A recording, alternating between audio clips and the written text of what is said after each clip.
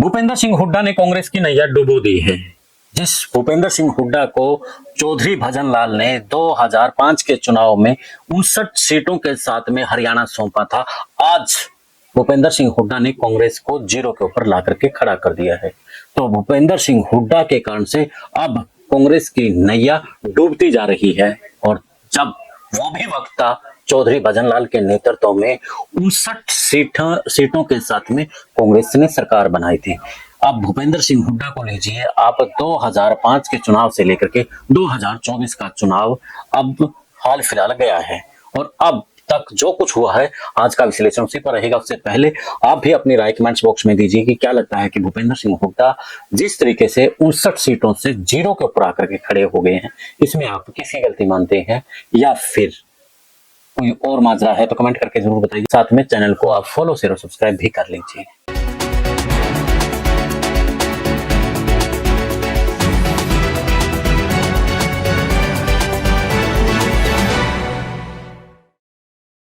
सभी को नमस्कार, राम राम। मैं Kuldeep Khandelwal, the supreme news. आपको याद होगा 2005 का चुनाव, जब चौधरी भजनलाल के नेतृत्व में चुनाव लड़ा गया था और जब 59 सीटों के साथ में कांग्रेस बहुमत पूर्ण माने कि प्रचंड बहुमत के साथ में हरियाणा में सरकार बनाई थी। 90 विधानसभा सीटों के साथ में 47 सीटों पर, अब जहां 47-48 पर जहां भाजपा खड़ी है, तब कांग्रेस ने 59 सीटें जीती थी। तब कांग्रेस हाईकमान ने निर्णय लिया था कि चौधरी भजनलाल के बजाय भूपेंद्र सिंह हुड्डा को सीएम बनाया जाए और चौधरी भजनलाल को किसी प्रदेश का राज्यपाल बनाने के साथ में चंद्रमोहन बिश्नोई को उप मुख्यमंत्री बनाया जाए। तब चौधरी भजनलाल तो कहीं ना कहीं राज्यपाल नहीं बने, लेकिन चंद्रमोहन बिश्नोई को उस वक्त सीएम, डिप्टी सीएम बना दिया गया था। लेकिन उस वक्त जो प्यार और का जो खेल हुआ, उसमें चंद्रमोहन बिश्नोई कांग्रेस से को भी उसके कारण से बदनामी हुई और उनके राजनीतिक करियर पर भी असर पड़ा था। खैर, तो भूपेंद्र सिंह हुड्डा के कांग्रेस की कमांड उनके हाथ में आ गई थी और उसके बाद फिर से चुनाव 2009 में हुआ और 2009 के चुनाव में कांग्रेस का ग्राफ वो नीचे लिया है। तब भी भूपेंद्र सिंह हुड्डा कह रहे थे कि हम बहुमत की सरकार बनाएंगे, लेकिन वो बहुमत की सरकार का आंकड़ा नहीं छू पाए थे और निर्दलीय विधायकों के साथ में, निर्दलीय नहीं बल्कि उस वक्त जब कुलदीप बिश्नोई कांग्रेस से नाराज होकर के उन्होंने अपनी पार्टी हजका बना ली थी और हजका के जो विधायक उस वक्त बने थे उनकी तोड़फोड़ करके उनको कांग्रेस में मिला करके उन्हें अच्छे पद दे करके उनके साथ में सरकार बना ली थी। यानी कि 40 के आसपास उस वक्त कांग्रेस को खड़ा कर दिया था।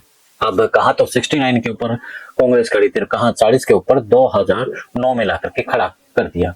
फिर जैसे जैसे भाजपा के साथ में भाजपा का गठबंधन हुआ और भाजपा की सरकार ऊपर बन गई, यानी कि केंद्र में सरकार बन गई और हजका के साथ में गठबंधन टूट गया। और हजका के साथ गठबंधन टूटने के बाद कांग्रेस को लग रहा था कि अब की बार भी हम सरकार बना लेंगे, लेकिन 2014 के चुनाव में फिर भाजपा आ गई और कांग्रेस सत्ता से बाहर हो गई।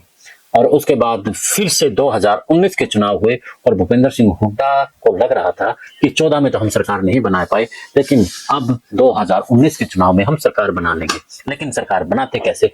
उन्होंने प्रदेशाध्यक्ष के साथ में आपसी वाद विवाद और अपना अकड़पन दिखाते रहे और अशोक तंवर के साथ में खींचतानी इस कदर बढ़ गई थी कि हरियाणा में संगठन ना तो संगठन बन पा रहा था और ना ही कांग्रेस खड़ी हो पा रही थी। इस कारण से फिर से कांग्रेस विपक्ष में जा बैठी।